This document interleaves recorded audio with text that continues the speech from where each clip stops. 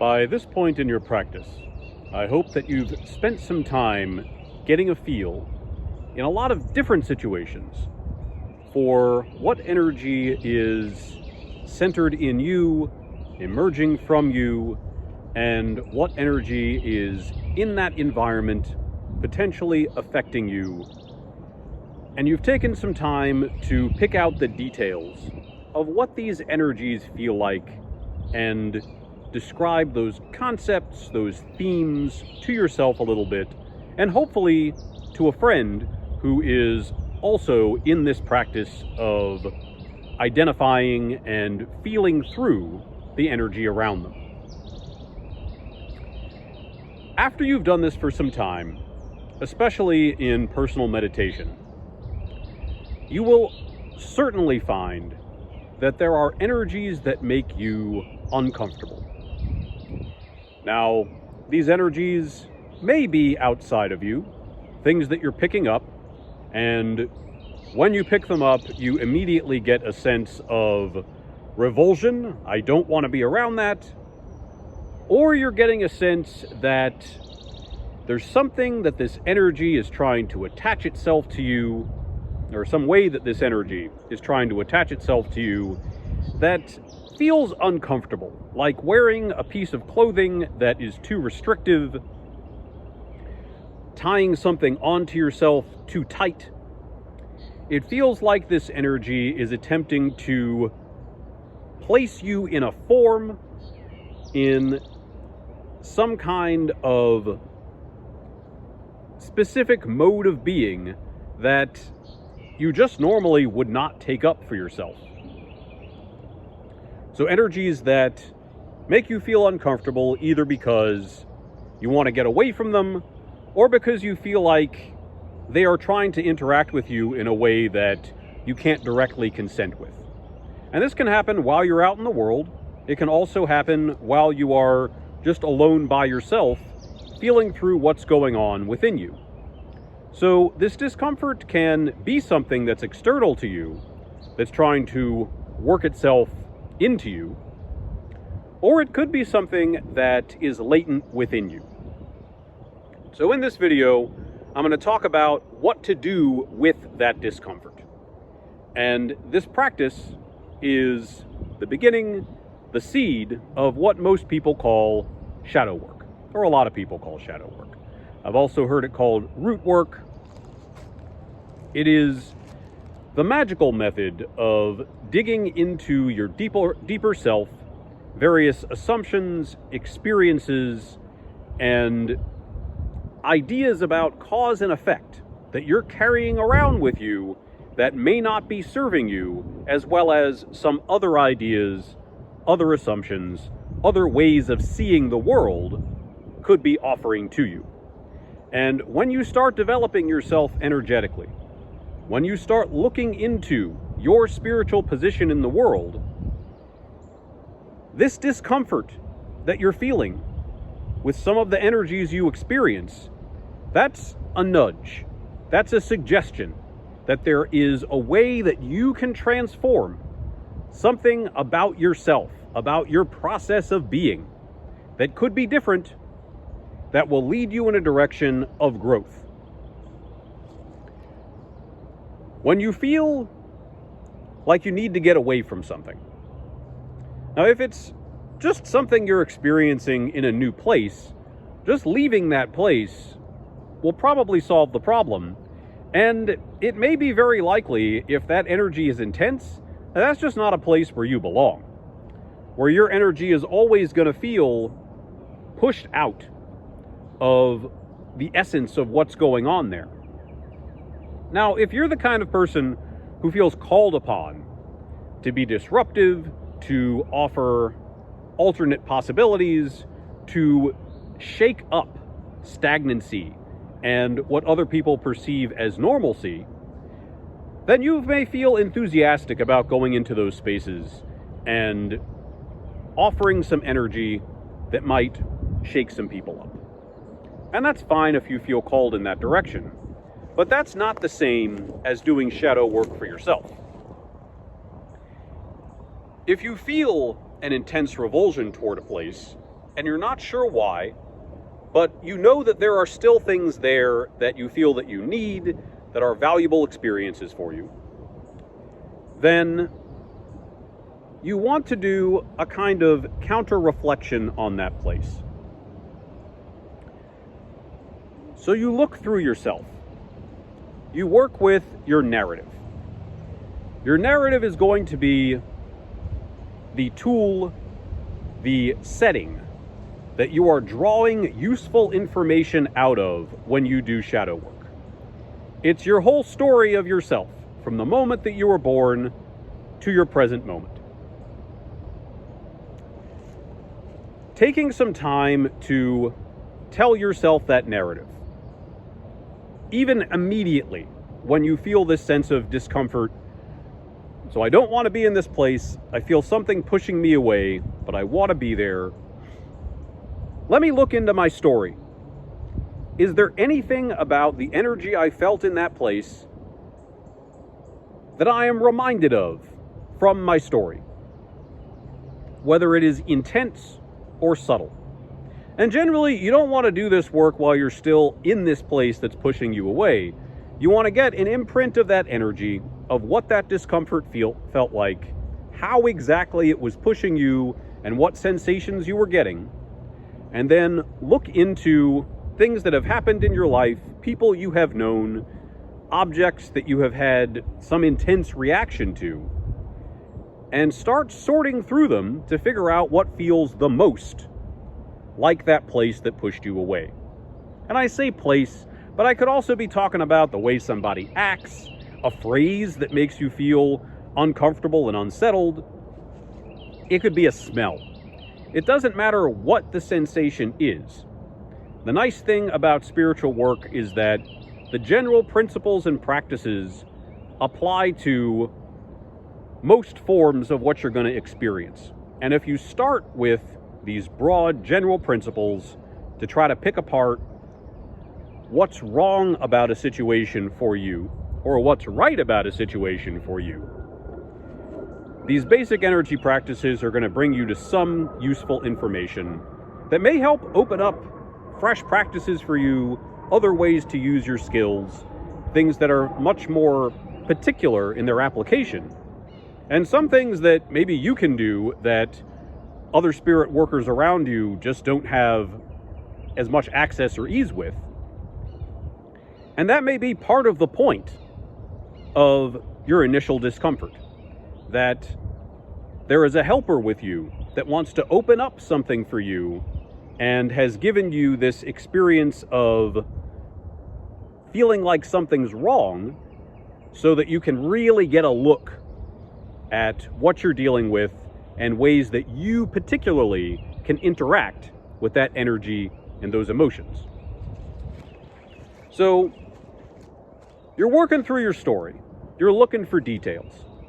You're finding things in your story that match the feeling that you're getting in this place that you felt pushed out of. Once you find those things, you need to start looking for further details around those things. If thinking about the thing by itself doesn't reveal to you, oh, I'm uncomfortable with this place because I was always told that this book, this idea, this cartoon, this thing somebody said that relates to this place, somebody told me that was bad. Or I had an experience where I was trying to learn more about this thing and interact with it more, and then something else happened that was very negative, and it colored my experience that I was initially very excited about, and it completely deflated me. It made me feel like I had no reason to be confident about that, like it was a bad thing for me, and I gave up on it because I was exhausted or hurt by another emotional experience that happened at the same time. When we are very young, and especially when we're in situations where we're dealing with a lot of stimulation at the same time, and it's all very intense, the emotions and our responses, the sense of consequence, tends to get jumbled up inside our hearts and inside our minds. We are creatures that internally need networks to make sense of the world. Networks between our emotional stimulation and feelings and our ideological stimulation and feelings. A big part of spiritual work is being real clear about those networks, how they settle in ourselves, because those networks are also the same thing that spiritual entities want to be a part of. They see that we are these magnificent, glowing series of attachments, explorations, and relationships, and they want to help us to grow. Some of them would like us to grow in ways that don't have a lot to do with us. Some of them are very deeply related to who we are and always have been, and have a greater sense of care over how we grow and how we're going to feel about that.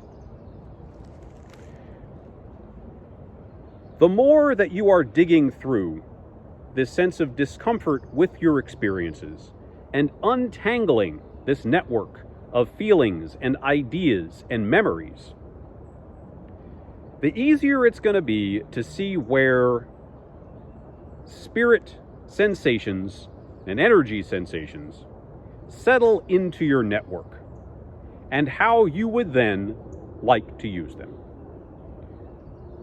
Once you have some experience, once you feel very firm and settled within your own energy network, this whole process becomes a lot easier. And this shadow work is a deeper dimension beyond just sensing that energy. Shadow work allows you to build the foundation for your own conscious energy network, so that when you encounter fresh energy, or when you encounter energy that you use all the time, you can make direct and conscious decisions about how to utilize that energy in your life. Now, when you are feeling this uncomfortable energy, whether it is restrictive or just feels like something you want to get away from inside yourself, and it is definitely coming from you, this is often kind of packed into a lot of what we refer to in mental health contexts: anxiety, depression, compulsion, obsession. These thoughts and feelings that seem to take control of our bodies and remove our agency from our sense of feeling, responding, being okay with who we are and our capabilities. There are forms of anxiety and depression that once they have fully taken hold, they really do need chemical help, regular therapy, some assistance to get the mind and body more coordinated and comfortable enough to function so that you can start to consciously deal with these things. I've seen a lot of people benefit from this. And those who truly want to be as developed and transformative as they possibly can be, they are usually able to wean themselves off of some of these methods and take more conscious control. But even then, often they find themselves slipping back, needing more of that help. However you decide to arrange that in your life that is best for you, I hope you find all of the help that you need. But when you are anxious, you are experiencing an excess of stimulation, of energy, and desire for control that moves forward. You are experiencing sensations and energies that overwhelm your system. They're more than you can make decisions about. They're more than you can direct personally. So when you are in meditation, after you have had these experiences of anxiety, you're feeling calm, you're no longer anxious in that moment. You're sitting still, exploring the time that you've experienced, the memories that you have, the issues that you are dealing with. In those moments, take some time to pick apart the anxiety that you felt. When you are anxious, try to remember exactly how it feels and put it into words that you can remember. Even write it down. Because when you're in your settled space, it is useful to look through that experience of anxiety and see if the initial things that started the anxiety really match with everything that produced the feelings that you had. Because usually anxiety is a kind of cascade. Something happens, you get some information, and your brain starts to fire very quickly, making you feel like, well, if this is happening, then this is going to happen, and that's going to happen, and that's going to happen, and there's going to be this snowball effect of events that I cannot control, and that snowball is going to destroy my life. So when you're calm, if you can look back through that cascade of feelings, the sense that the snowball is going to crush you and there's nothing you can do about it, but you unpack all of that and start to see that some of the snowball is real. There's something that really happened that got you upset and made you feel like everything was falling apart. But there will be a point in that cascade where you realize, wait, I thought this was going to happen, and I was deeply anxious about it, and I was responding to my fear of this thing happening, but it didn't happen. The more that you can get clear about what it is about the stimulation that got you to the point where you were so scared that you couldn't react, or so worried that you were just completely taken up by that place of concern, the more you can go back through and pick out the points of, oh wait, I was worried about this happening, but it didn't. And I was worried about this happening, but it didn't. And there may be 5, 6, 7 points of concern that came up for you based on one stimulation that to everybody else seemed kind of harmless. But you produced this narrative from somewhere within you that things were going to end in disaster, and there was no hope for the future based on what happened. You've got to look at your own mind and figure out where those stories are coming from. The more that you bring this to your consciousness, the more that in those moments, when you get the stimulation, you start to feel the cascade happening, you can identify, wait a minute, I'm worried about this person saying that they're going to take a trip tonight because of memories of bad trips that I have had and ways that they have affected my life, and I'm being brought back to those moments of anxiety and all the emotion that they brought, and I'm even packing in later consequences of emotions from that moment, and I'm bringing all that concern to right now, just because I heard somebody say something about taking a trip, and I care about this person, but now I'm bringing a ton of negative emotion from my own life and applying it to what they just said. Being conscious about this, it's not going to end your anxiety. It's not as if you'll never have these feelings again, but rather, your concern about the future, your ability to create a deep relationship network from your concerns and from your emotions is going to become a more conscious experience. There will still probably be moments where you feel moved toward anxiety. There may be moments where you feel like you can't control it and you've got to get out of the situation. But the more conscious you are about what your mind is doing and why, the slower that process is going to be, and the more opportunities that you're going to have to respond to it and stop it, rather than allowing it to control you. Depression can be similar. And ultimately, at least in those moments, the most helpful thing to do is to create a barrier between what's going on for you internally and what you know you need to do externally. This is one of the forums in which we talk about magical performance.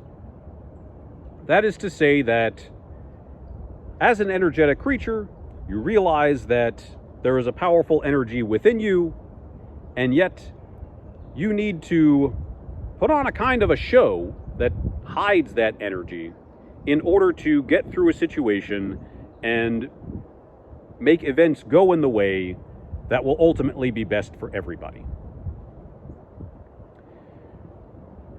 Doing this from a deep desire to protect yourself, to stop yourself from moving into habits that you know are self-sabotaging, that have harmed you in the past, that have hurt your relationships, that have made things difficult for you. Moving into it with that intention is healthy, though it requires that later on, after your performance, you go back through, take off your costume, end the performance, and deal with those feelings yourself. Doing spiritual work, doing magic in general, is an art of preparing things that cannot be seen, starting with energy. And it becomes more complicated just from that baseline of here's the energy we're working with. And we'll get to that in these lessons later. But right now, you need to learn how to deal with yourself. Now, there is another layer beneath just how you're feeling about given moments and your responses to them, your ability to deal with runaway feelings. But I wanted to start there because it seems to be the issue that a lot of the practitioners and my friends are dealing with most acutely. Beyond that, though, once you feel like you've gotten a strong sense of foundation for yourself, the next thing to think about are all of the influences that your family has brought to you. And there's going to be some mixture here between what you feel is you and what you've gotten from your immediate family.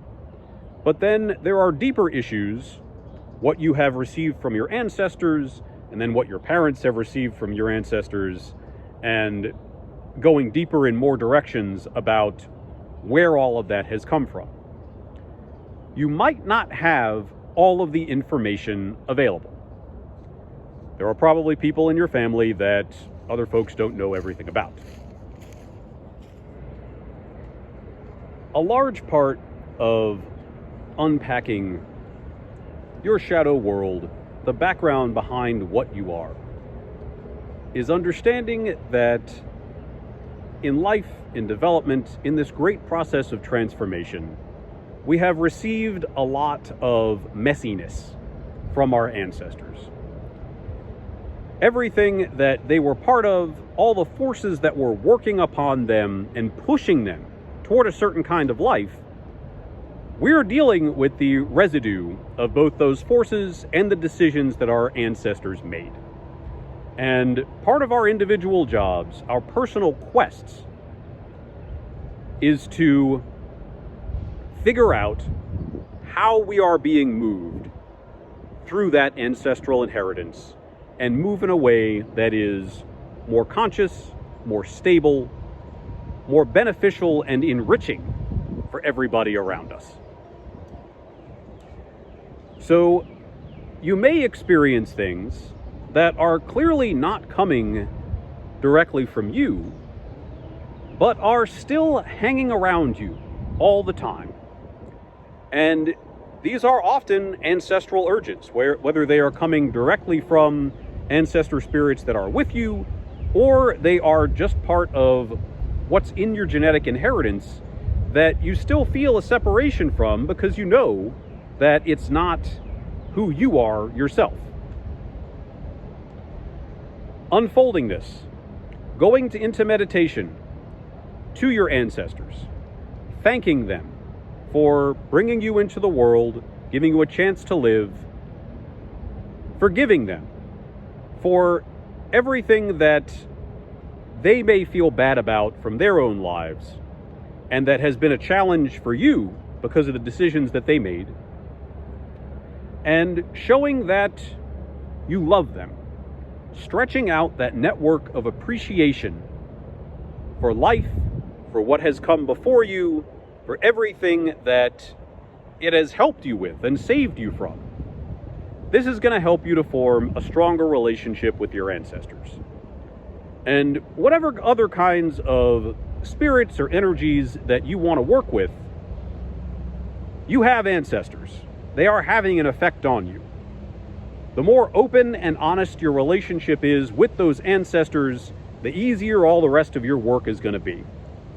And I'm often finding in my own work that when something is nagging at me, that doesn't feel right, it's bringing me in a direction that doesn't make sense to me, it is often understanding what my ancestors went through and what I've got from them that I didn't really realize or understand fully. That's what is causing me to turn my head in a particular direction, to feel like forces are shoving me some way, is because my ancestors need me to do something. Because it's going to help them to either move on spiritually, or it's part of a gift that they know somebody in my family needs to appreciate, needs to utilize, needs to develop. And at least for me, the best part is these gifts, these urgings, these opportunities to untangle the messiness of this spiritual inheritance. It has attached me to other people who are dealing with similar things. The more that I talk about it, the more these issues come out and we're able to work on them together. And the easier it is for me to understand what I am passing down, not just to my own children, but to the other people that I influence. Because our personal contact and influence, the way that we relate to each other and communicate with each other, reflects a lot of these nuances of what we've inherited and gives us an opportunity to decide, what am I going to do with the traditions, the ways of thinking, the ways of feeling that I have been taught are normal, are standard. And yet here I am living in the world with a chance to change and behave differently from my own family, from anybody that I've ever known. What's that going to look like? And what choices are you going to make? I hope this is helpful. If you have particular problems that you feel are big balls of tangles of spiritual energy, I would love to help you out. So if there is any way that you'd like to reach out to me, check my website, my email address. Let me know if there is spiritual unfolding that I can help you out with. My favorite thing is to help folks feel like they are getting the deep personal spiritual assistance that they truly need so that they can keep transforming in a joyful way. Have a fabulous day and take care.